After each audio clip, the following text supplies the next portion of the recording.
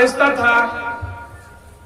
अल्लाह के वास्ते पैसे वाली मशीन मत बन के रह जाइए, अल्लाह के वास्ते पैसे वाली मशीन मत बन के रहिए, अल्लाह के वास्ते पैसे वाली जमीन मशीन बन के मत रहिए कि आप सिर्फ पैसा दे रहे हैं। ना ना ना, बच्चों के लिए मत बनाइए, जुमले पर गौर कीजिएगा, बच्चों के लिए मत बनाइए, बच्चों को बनाइए।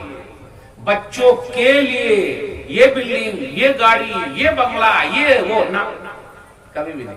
बच्चों को बनाइए। जितना अच्छा अच्छा खिला रहे ना, मुर्ग मुसल्लम, बिरयानी, रोटी और बूटी, एक दिन अगर बूटी ना मिले तो रोने लगेगा। काश आज माँ बाप ने बच्चे की तरबियत वैसी की है, बुढ़ापे में काश वो भी अपने माँ बाप की देखभाल करता। और जो जितना लाडो प्यार में अपने बच्चे को पालते हैं, वही बच्चा आगे चल के डंडा घुसा देता है सीधा। देखिए मेरी उर्दू खराब है, वही बच्चे आगे चल के डंडा मारते हैं अपने माँ बाप को। तो काहे को आप हक कर पेल रहे हैं, उतनी कोशिश कर रहे हैं, कभी भी मत कीजिए। मैं तो सीधा बोलता हूं किसी को, नो बिल्डिंग, नो खेत, नो जमीन, सिर्फ बच्चे को अच्छा बनाइए। कैसे अच्छा बनेगा? अच्छा स्कूल, अच्छा मदरसा, अच्छी तरबियत, आगे चल के बच्चे खुद ही खरीद लेंगे। अगर ज्यादा उनके चक्कर में रहिएगा, ये भी खेत हो जाए, वो भी खेत हो जाए, वो भी जमीन हो जाए, वो भी दुकान हो जाए, वो भी मकान हो जाए, आगे चल के आपको झेलना पड़ेगा। मैं ऐसे कई लोगों को जानता हूं जो परेशान है, रोड पर है, क्योंकि उनके बच्चों ने निकाल दिया। अब ये अलग बात है आप लोग क्या नहीं होगा, यह अलग बात है कि माँ बाप को बच्चे गाली नहीं दे रहे हैं, आप लोग क्या नहीं है, लेकिन दूसरी जगह तो है। इसलिए मेरे भाइयों, बच्चों को बनाइए, बच्चों के लिए न बनाइए। तो पहली बात क्या थी हमारी, हमारे बच्चे बिगड़ते हैं, उसके सबसे बड़े जिम्मेदार माँ बाप हैं। अगर बच्चे अच्छे हैं तो उसका सेहरा माँ बाप को जाता है, माशाअल्लाह फलाने खानदान का है, फलाने का बेटा है, उसकी माँ ऐसी है, कितने खानदान की है, उस खानदान की है, माशाअल्लाह उसकी बेटी कितनी अच्छी है, वाह वाह उनका घराना कितना अच्छा है, सब लोग नमाजी हैं, सुभान अल्लाह।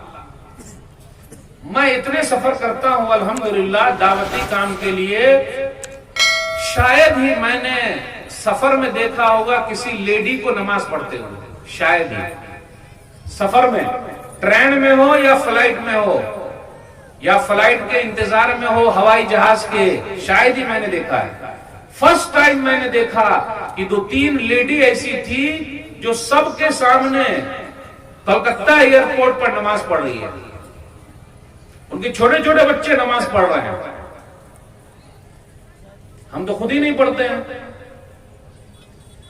अरे हम तो खुद ही नहीं पढ़ते हैं नमाज, तो हमारे बच्चे पढ़ेंगे, हमारी बीवी पढ़ेगी, और ज्यादा बीवी को बोलिएगा तो मुंह में एकदम घुसा देगी सीधा।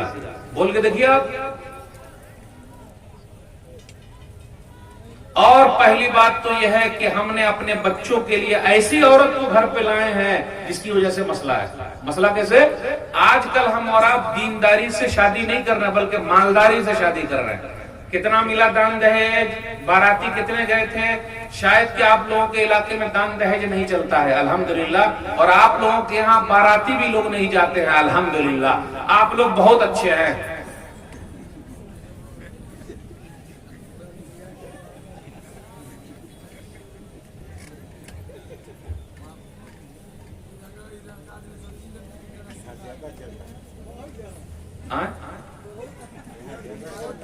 तो अब आप ही बताइए, जब दान दहेज वाली औरत से शादी कीजिएगा तो वो आपके हिसाब से चलेगी?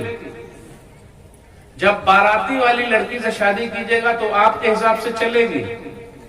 वो सीधा बोलती है, ज्यादा बोलिएगा नहीं, मेरे बाप ने आपको खरीद लिया है, ज्यादा बोलिएगा तो अभी राख लगा के हाथ में और मुंह का पूरा जबान बाहर निकाल लेंगे, बोलिएगा नहीं, आपके अब्बा ने मुझे खरीदा है।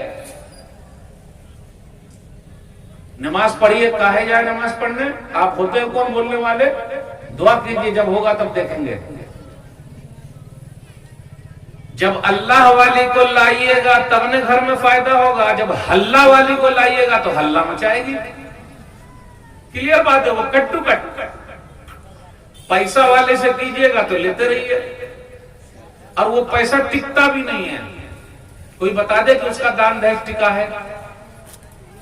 आप लोग क्या स्कॉर्पियो भी मिलता है क्या शादी ब्याह में? नहीं मिलता है। इसका मतलब अभी बचे हुए हैं, अभी बचे हुए हैं। अरे मौलवी साहब बोल के एकदम फितना करके चले जाएंगे, कहीं हो सकता है आगे कोई मांग भी ले। अरे जिसको अपने पैसे से पेट नहीं भरा, दूसरे के पैसे से पेट भर जाएगा? और आप ही बताइए, ससुर जी के पैसे पर इतना रुआब, और उस ससुर जी ने भीख मांग के हमारा शौक पूरा किया क्योंकि उनकी बिटिया को तकलीफ ना हो। कहीं सूद पर भी पैसा लाए हैं और बाराती को खिलाया है। एक बात कह दूं, अगर लोग हज करने जाते हैं तो उनको क्या बोला जाता है? अरे यार, उर्दू इतनी आसान नहीं समझ। जो लोग हज करने जाते हैं उनको क्या बोला जाता है? हाजी साहब। और जो हराम खाते हैं उनको क्या बोलिएगा? मैं नहीं बोल सकता। जो लोग हज करके आते हैं उनको बोलते हैं हाजी साहब। जो हराम खाते हैं और जाके बारात में अगर सूद के पैसे से वो खिला रहे हैं, बेचारे क्या करेंगे? बेटी की इज्जत रखनी है तो हराम खाने वाले को क्या बोलेंगे? भाई आए, आए, आए, समझ गए? इशारा का। मेरे भाइयों, कभी आपने सोचा, बेटी के बाप से जाके पूछा, आप पैसा कहां से लाए हैं? कितनी तकलीफ में आप खिला रहे हैं? अच्छा, बाराती में लोग कीनले पानी पीते हैं या बिस्लेरी पानी पीते हैं या कल का पानी पीते हैं? बिस्लेरी। यहाँ घर पे कल का पानी नसीब नहीं है, वहां शादी में जाके बिस्लेरी पीता है। ठंडा भी पीता है ना, स्प्राइट और माजा नाश्ते में भी चल रहा है अभी कुछ, खूब खा के आ। और कभी कभी बाराती की गाड़ी एक्सीडेंट भी कर जाती है, मर के भी आए। मर जाएंगे लेकिन बारात में जाना नहीं छोड़ेंगे। 15 साल हो गए, अल्हम्दुलिल्लाह मैंने इरादा कर लिया, मैंने जाना तो नहीं जाना, नहीं जाना तो नहीं जाना। 15 साल हो गए, अल्हम्दुलिल्लाह नहीं जाना तो नहीं जाना। अब आप में से कौन है जो आज से अहद कर ले कि भी मैंने नहीं जाना तो नहीं जाना? नहीं उठाएंगे, मालूम है ना मुझे। मलसलवा जो खाने को मिलता है, 1 2 अब उठवाइए मत, वरना आइंदा साल से मौलवी साहब मना कर देंगे कि ऐसे मौलाना को मत लाइए जो सिर्फ सबसे हाथे उठाते रहते हैं। अरे भाई, आप अमल कीजिएगा तो सवाब आपको मिलेगा, थोड़ा सा हमको मिल जाएगा। और जब तक आप लोग नहीं उठिएगा, बाराती और दान दहेज बंद नहीं होगा। आपको खुद ही उठना पड़ेगा। मैं अपने बेटे में नहीं लूंगा, आपके घर में बरकत चली आएगी। और अपनी बेटी दीनदार को दीजिए। आजकल लोग अपनी बेटी मालदार को देते हैं, दीनदार को कोई नहीं देता। आजकल कभी आपने देखा और सुना, माशाअल्लाह मेरा होने वाला दामाद नमाजी है, क्या बोलते हैं लोग?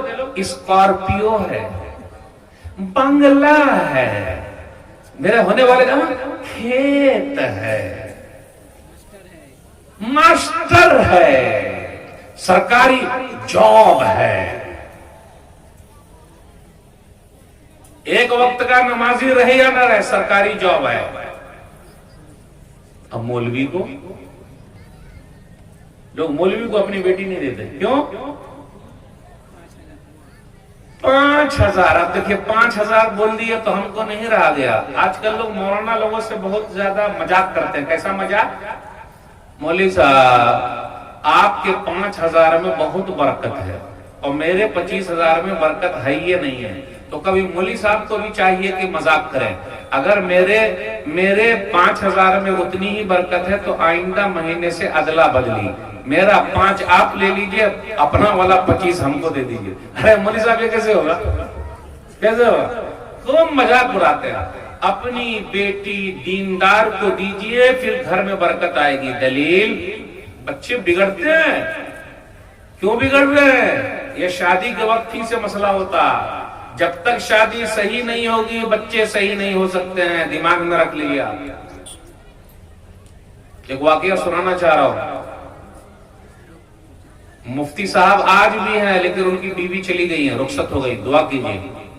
अल्लाह ताला जन्नतुल फिरदौस में जगह दे, आमीन। मेरी बेटी 18 पारे की हाफिजा है।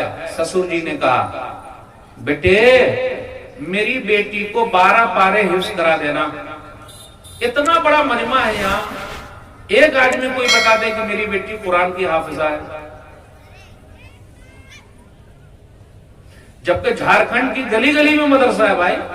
झारखंड पूरी दुनिया में मशहूर है कि यहाँ की गली गली में मदरसा है, और अगर ज्यादा कुछ हो जाए तो यहाँ की गली के कुत्ते भी पढ़े लिखे हो सकते हैं, यानी इतना होशियार है। गली गली में मदरसा है। एक आदमी बता दे कि मेरी बेटी कुरान की हाफिजा है।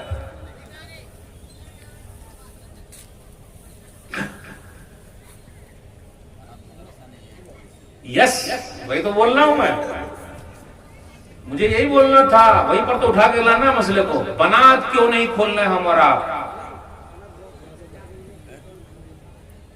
चलिए, अगर बनात है भी तो वो बेटिया कहां निकल रही है जो कुरान की हाफिजा हो?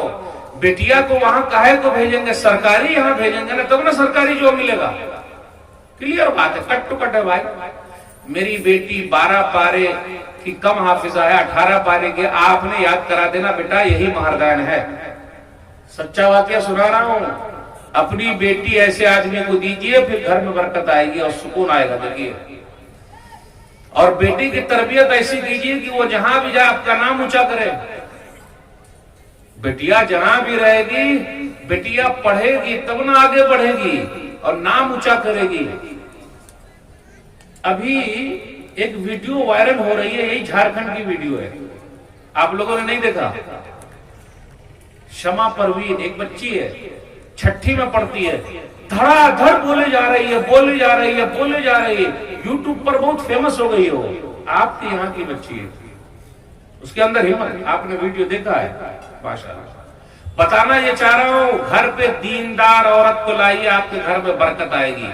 बेटे मेरी बेटी 18 पारे की हाफिजा है, 12 पारे आपने याद करा देना, यही दैन मुहारा है, बस खत्म, और कुछ नहीं। ठीक है, हाफिज साहब तो थे ही, दामाद, उन्होंने याद करा दिया, कुरान की हाफिजा हो गई। अभी वो गुजर गई है दुनिया से। तो लोगों ने कहा, मुफ्ती साहब आप दूसरी शादी कर लीजिए। तो कहा, सुनिए, बेटी हो तो ऐसी, ये घर की तरबियत का नतीजा है। कहा, सुनिए, मेरी बीवी जो थी वो कुरान की हाफिजा थी। मेरे पास 10 बच्चे थे। आज हमारे यहाँ कितने बच्चे हैं? 1 के बाद अभी नहीं, 2 के बाद कभी नहीं। छोटा परिवार, सुखी संसार। जिनके पास बच्चे कम है वही सबसे ज्यादा है परेशान। जिनके पास बच्चे कम है वही परेशान है बहुत ज्यादा। 10 बच्चे पैदा हुए। हाफिज साहब ने कहा सुन लीजिए, मुफ्ती साहब ने कहा सुन लीजिए, मुझको 10 बच्चे पैदा हुए। मैं कमाने के लिए बाहर जाता था, मेरी बीवी घर पे रहती थी, घर के पूरे काम करती थी। कोई खादिमा हमारे घर में नहीं थी, नौकरानी नहीं थी, वही काम करती थी। पका रही है, झाड़ू मार रही है, साफ कर रही है। प्लस गौर से सुनिएगा, आज माँ बहनों के पास बहुत सारा टाइम है, लेकिन इसमें टाइम नहीं है। उनकी सोच वैसी नहीं है, क्योंकि हमने वैसी घर पे लाए ही नहीं है। प्लस उसने मेरे 10 बच्चों को खुद ही कुरान का हाफिज बना दिया। मेरी बीवी ने मेरे 10 बच्चों को घर पे ही कुरान का हाफिज बनाया है। मेरी बीवी वो थी जो उन्होंने कहा, मुफ्ती साहब, उन्होंने कभी मुझसे मांगा ही नहीं कि मुझको ये कपड़ा चाहिए, वो कपड़ा चाहिए, वो कपड़ा चाहिए। ये घर की तरबियत का नतीजा है। अपनी बेटी को जब घर से रुखसत करे तो ये कह के रुखसत कीजिए, बिटिया अपने अब्बा की नाक मत कटाना, बिटिया जा तो रही हो, जो जुरे मिले खा लेना, सबर कर लेना, शिकवे शिकायत ना करना। आज हमारे घरों में तलाक इसलिए है, छोटी छोटी बात पर फोन आता है, हम खुद चले आते, चल बिटिया घर चल। ये साला जो है ना, ये साला, ये तो पूरा गवारा करके रख दिया। ये साले लोग वैसे ही होते हैं। अब साले लोग मतलब मौली साहब गाली नहीं दे रहे हैं, साला जो साला होता है ना, थोड़ा सा हेलो भैया का मसला हो रहा, फौरन ये फोन करता, अरे मेरी बहन को तू ऐसा करेगा, और सीधा उठा के ले जाता। झगड़ा हो रहा। ये ससुर जी और साला, ये दोनों अंदर घुस जाते हैं। कभी भी मियां बीवी के बीच में नहीं घुसने का। अरे भाई, आप दोनों का मसला आप लोग समझो ना, हमको काहे घुसा रहे हो? मेरे भाइयों, कहने का मकसद यह है, ये घर की तरबियत का नतीजा कि 10 बच्चे पैदा हुए, 10 के 10 हाफिज कुरान माँ ने बना दिया। बस एक दो बात और बयान करके मैं आपसे रुखसत दूंगा। हमारे बच्चे बिगड़ रहे हैं, कौन बिगाड़ रहा है? उनके साथी लोग। कौन बिगाड़ रहा है? साथी लोग बिगाड़ रहे हैं। जैसी संगत वैसी रंगत, सोहबत साले तोड़ा सोहबत ताले तोड़ा ताले कुनत।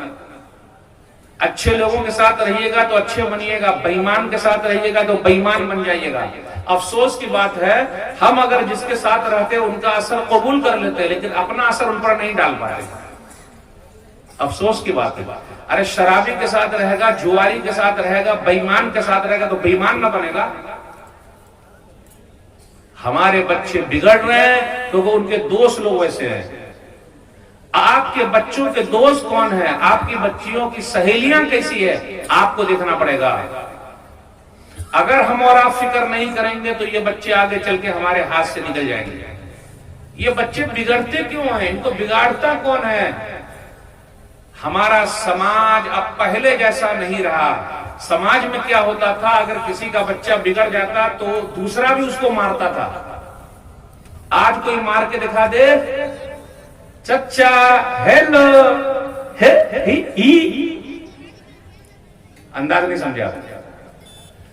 पहले गांव घर के चच्चा जो होते थे, सरपंच जो होते थे, वो किसी भी बच्चे को देखा गलत है तो 2-3 हाथ मार दिया।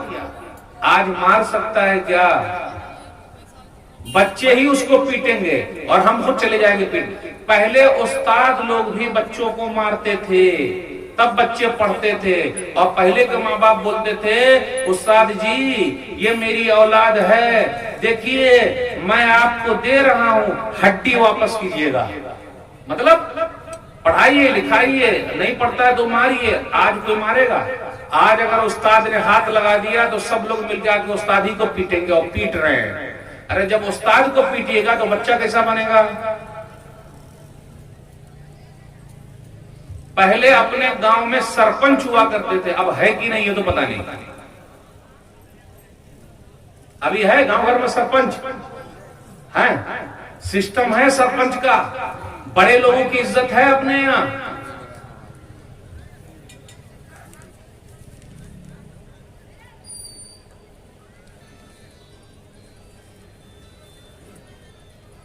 बड़े लोगों की इज्जत है अपने यहां, खत्म हो गई है।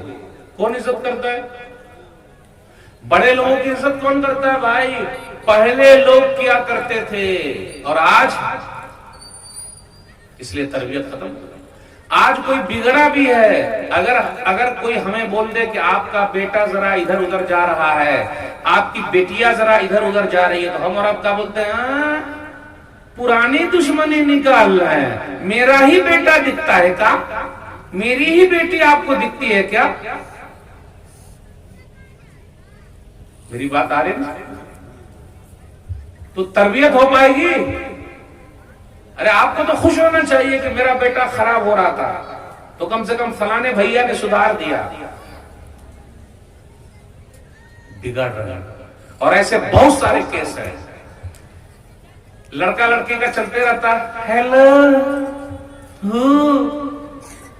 ही, और गांव घर के सब लोगों को पता है किसका किसकी चक्कर चल रहा है। तो चुपके से बोले, भैया बाबू है, बाबू जरा आपका बबुआ देखिए ना, जवान हो गया है। प्यारे अंदर बबुआ जवान हो गया है, इधर उधर हो रहा है। कितने माँ बाप बोलते मेरा घोड़ा खुला रहेगा, आप अपनी घोड़ी को बंद करो। समझो, मैं दबे लफ्जों में बोल दिया, मेरा घोड़ा खुला रहेगा, मेरा ही दिखता है क्या, मेरा ही बेटा है क्या, और दूसरे का नहीं है क्या। फिर कुछ दिनों बाद क्या हुआ, लेके भाग गया, गए लेके भाग गया। फिर नुक्कड़ पर सब बैठ के घर खूब मजा आता है। गांव घर में दौर चलता है। गांव घर का नेटवर्क शहर के नेटवर्क से ज्यादा बिजी है। गांव घर का नेटवर्क शहर के नेटवर्क से ज्यादा तेज है। शहर में क्या होता है, वो गांव घर वाले को पहले पता चलता, बाद में उनको पता चलता है। पूरा नेटवर्क सबको पता है, किसकी बेटी कैसी है, किसकी बहू कैसी है, किसकी माँ कैसी है, किसका बेटा कैसा, पूरे लोगों को पता है। पहले लोग खैर खा भी थे, यानी प्यार मोहब्बत में समझाते थे। आज उसके अंदर प्यार मोहब्बत कम हो गया, क्योंकि इज्जत कम हो गई, बड़ों की इज्जत नहीं, छोटों के साथ प्यार नहीं रहा, मोहब्बत नहीं रही। मेरे भाइयों, जब समाज के लोग, जिम्मेदार लोग इस तरीके से रहेंगे और जिम्मेदारों की इज्जत नहीं होगी तो समाज कैसे अच्छा बन सकता है, हमारे बच्चे कैसे अच्छे बन सकते हैं। हमारे बच्चे समाज के बच्चे हैं, सोसाइटी के बच्चे हैं, गांव के बच्चे हैं, इलाके के बच्चे हैं, सबकी जिम्मेदारी बनती है कि उनका सुधार किया जाए। अब आखिरी बात, हमारे बच्चे बिगड़ते हैं, काहे बिगड़ते हैं? हमारे बच्चे इसलिए बिगड़ते हैं कि उन्होंने लंबा ख्वाब दे रखा है, लंबा ख्वाब। बेटा रातों रात अंबानी बनना है, ये रातों रात अंबानी बन जाएगा। वो चाय खाने में बैठ के हिलाते रहता, ये कर लूंगा, अरे वो कर लूंगा, इतना कमाऊंगा, इतना कमाऊंगा, अब कमाता कुछ नहीं है। लंबे लंबे ख्वाब देखने से कुछ नहीं होता मेरे भाइयों। बचपन से अपने बच्चों को तकलीफ में रहना सिखाइए। आज हमने और आपने तकलीफ उठा लिया तो वो आराम में है, तो जब वो आराम में है तो तकलीफ कैसे समझ में आएगी? बातें बहुत सारी आपसे करनी थी, बस आखिर में मैं अपनी बात को खत्म करता हूं। बच्चों के लिए दुआ भी करते रहिए, और बेहतरीन दुआ जो मैंने पढ़ी है सूरह फुरकान सूरह नंबर 25 आयत नंबर 74, रब्बना हब लना मिन अज़वाजिना व ज़ुर्रिय्यातिना क़ुर्रता अयुन वजअलना लिल-मुत्तक़ीना इमामा। ऐ हमारे रब, तो हमारी बीवियों में से, हमारी औलाद में से हमारे लिए आंखों की ठंडक बना और हमें नेक लोगों का इमाम बना। तो अल्लाह से दुआ भी करते रहे कि अल्लाह रब्बी जल्ली मुक़ीमस्सलाह व मिन ज़ुर्रिय्यती रब्बना व तक़ब्बल दुआ। मेरे रब मुझे और मेरी औलाद को नमाजी बनाए रख। यानी दुआ करते रहने से भी बड़ा असर पड़ता है, और जब तक दुआ करेंगे तो आपकी औलाद अच्छी रहेगी। ये चंद बातें मैंने आपके सामने रखी। मेरी उर्दू जरा खराब थी, इधर उधर मैं चला गया, लेकिन पैगाम मेरा सही है। उस पैगाम को ले लीजिए। घर की तरबियत सबसे अहम है। घर का बिगड़ा बाहर बिगड़ा, घर का सुधरा बाहर सुधरा, छोटका बिगड़ा इसलिए कि बड़का बिगड़ा। जब बड़का सही तो छोटका सही। खरबूजे को देखकर खरबूजा रंग पकड़ता है, जैसी संगत वैसी रंगत। तो हम और आप अगर मिसाली बनेंगे तो समाज में मिसाली बनेगा। ये चंद बातें थी। अल्लाह से दुआ है, अल्लाह कहने सुनने से ज्यादा अमल की तौफीक। आमीन। वस्सलाम अलैकुम व रहमतुल्लाह।